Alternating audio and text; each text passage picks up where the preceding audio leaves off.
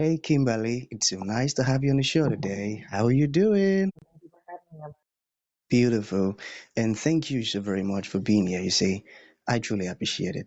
And you see, Kimberly, oftentimes I love to thank my guests for two things. And I do this so often to the point where it has become my anthem. So, firstly, Kimberly, I want to say thank you so very much for investing in yourself. You see, you are on this platform right now, right here, because you invested in yourself. And oftentimes also, I love to make reference to the amazing mango tree. You see, Kimberly, some months back, I was on a particular road, and just by the roadside, there was this tall, unattractive mango tree. And I use the word unattractive because the mango tree's got no mangoes on it, and the leaves were all dry. So I just walked past it and I went my way. But you see, Kimberly, just recently, I was on that same road. And this time around, a lot's changed about the mango tree, you see. The mango tree caught my attention pretty good from a distance. And immediately I got the urge to move so close to it, of which I did, and it wowed me. Because now the mango tree's got a lot of mangoes on it, beautiful green leaves and healthy branches. What a beautiful moment that day was for me, a special one at that. Here is the point. The fact that you dedicated your time, energy, and resources to becoming the amazing Kimberly that you are today, that alone has made it really impossible for me to skip you. And that's why you see you got the request from me to be on the show because I was attracted to the fruit of all that you're doing, the impact your work is making, your solution, your philosophies, your insight. They are amazing. And just before you got the request from me, I said to myself, I've got to benefit from these beautiful things that Kimberly is doing, not only me now, but even the audience. And here we are today with the amazing Kimberly. So thank you so very much for investing in yourself. And secondly, thank you for saying yes to the invite.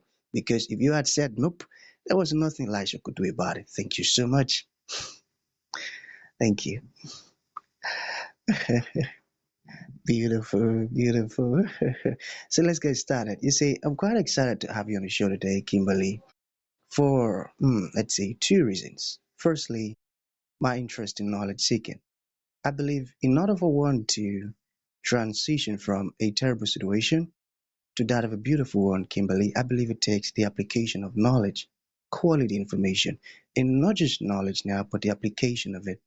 And you see, ever since I discovered that light in the Hebrew means knowledge and darkness means ignorance, I've been so keen to knowledge seeking because I do not want to remain in the dark.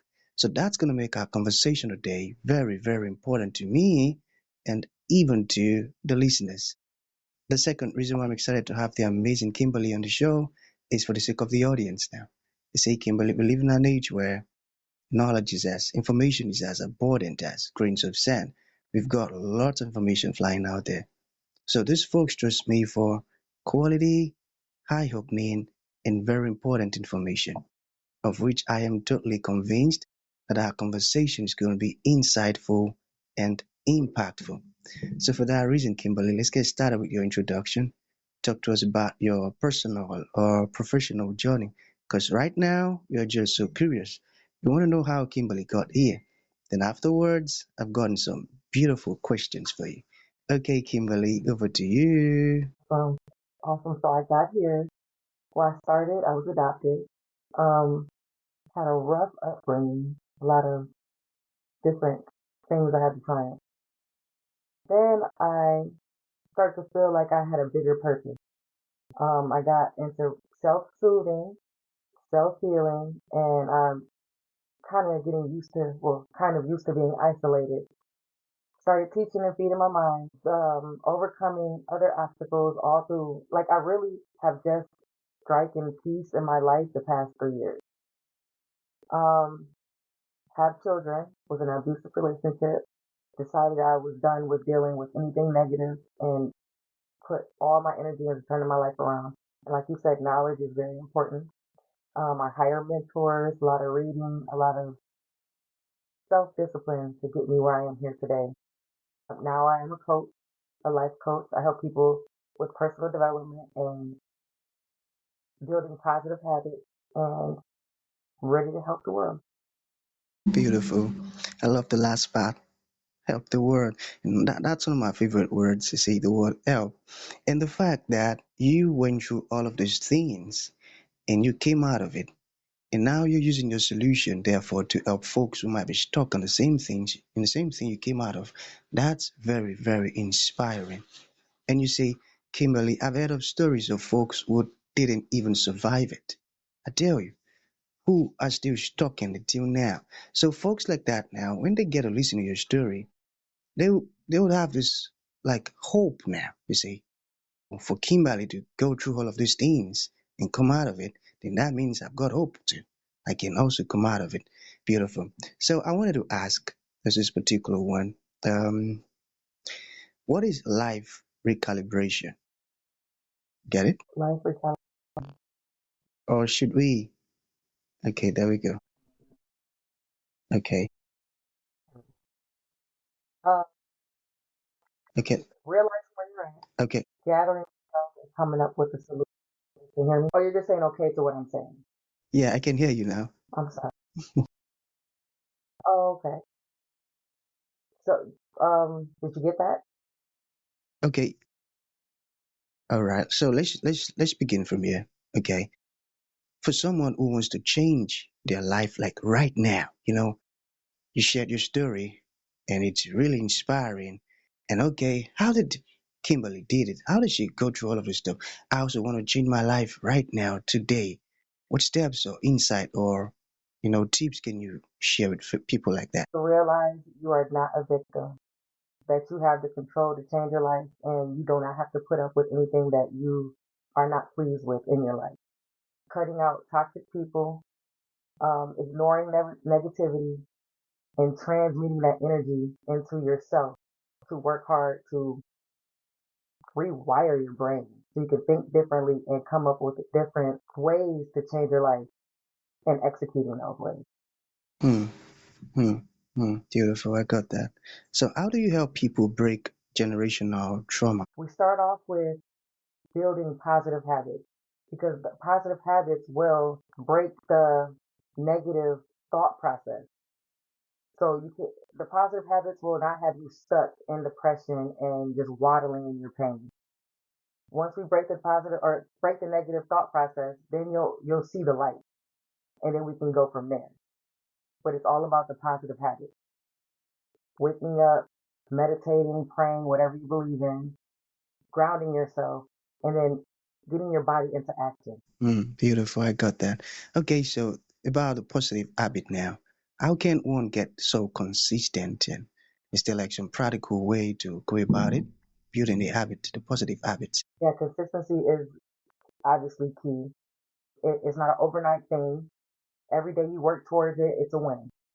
Even if you don't hit one of your marks one day, go to bed that night knowing that you're going to do better and trying your hardest the next day. So consistency is constantly believing in yourself and striving to be better. Life is obviously a roller coaster. It's going to be up and down, but as long as you're able to be on that ride, you can make it work. That's right. I got that. So why is discipline more important than motivation? Because you're not going to always be motivated. There's still days that I want to wake up and go right back to sleep. Just say, forget all this, I'll just do it later. But the discipline is you knowing that if you take the steps, no matter how you feel, you will get the self gratification of completing what you need to complete. So I might wake up not feeling like, even today I woke up sick. I still got up, drank some soup, took a little bit of medicine, and I still went to the gym. Even my stomach was hurting in the gym. And I knew I had this podcast meeting with you today. But I kept moving forward. I kept doing things to soothe my stomach. That was the discipline in me to keep going forward. And now nothing's wrong with me, and I'm on this interview with you. Beautiful. Thank you for explaining that. Wow. I just learned something again. That's a beautiful one. Okay, I want you to talk to us more about this, all right? So, how did you go from homeless to lucky girl CEO? Can you give us some backstory? Every single day, and it was not easy. I was going through custody battles with my child school with my children's father. I was self-representing in court, so I had to type up all the court documents. It was a struggle, but I feel like because I've conquered all that and went through all of that, that I am unstoppable now. I am a beast and I can achieve whatever. I'm a master manifester. If I want it, I can get it. I can do whatever it takes and whatever I need.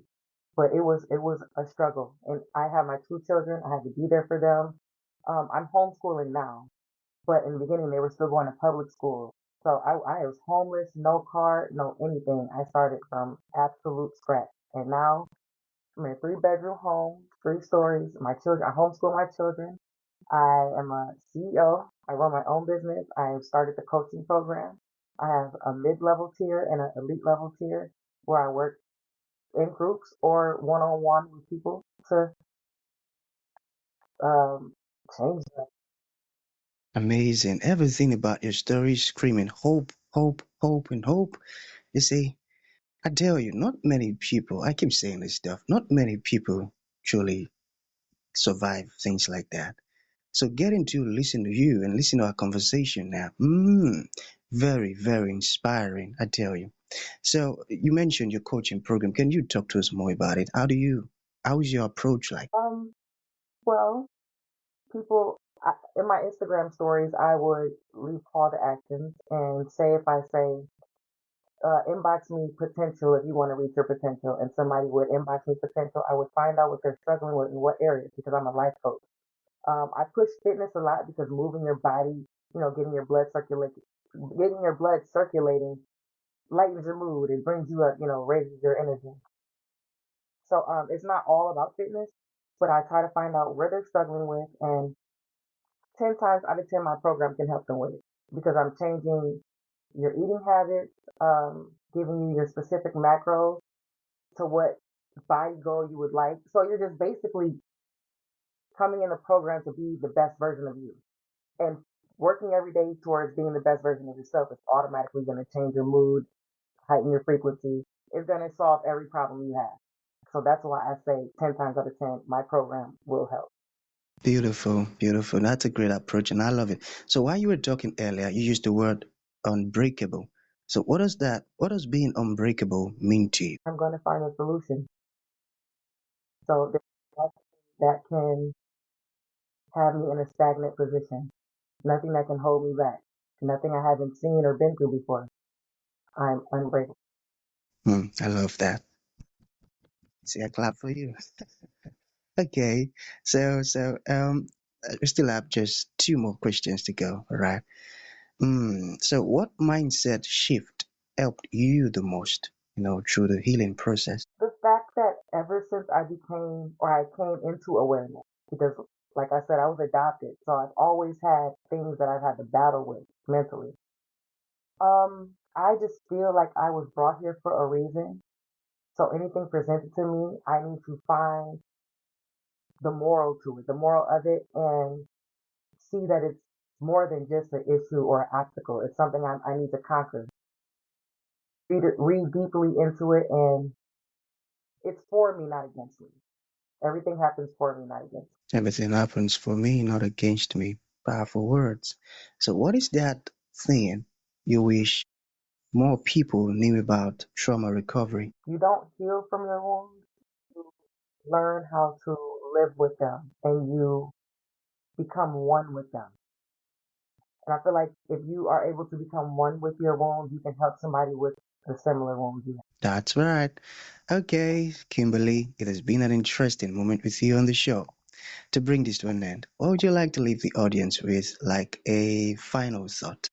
And to those folks who would love to reach out to you, they felt really inspired listening to your story and the insight you've shared, and they would love to learn more or ask questions or even join your programs. How can that be possible? You can find me at Lucky Girl CEO on Instagram. And what I would like to leave with people is it's all about habits. It's what you do in each moment, living in the now.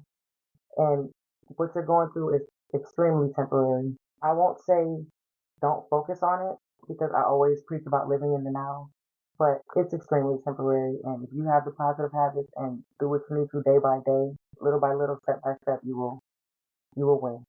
You're in. Okay, what about your contact info or website? Lucky Girl CEO is where you can find me. You can DM me to get in contact with me. I'm always on Instagram. I'll reply in a few minutes tops.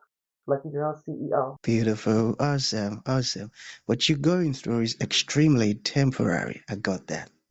So that's going to be the end of the show, Kimberly. Thank you for coming and thank you for sharing this beautiful stuff with us. Your story is really touching and inspiring. Thank you for sharing it. Thank you. For having me so much.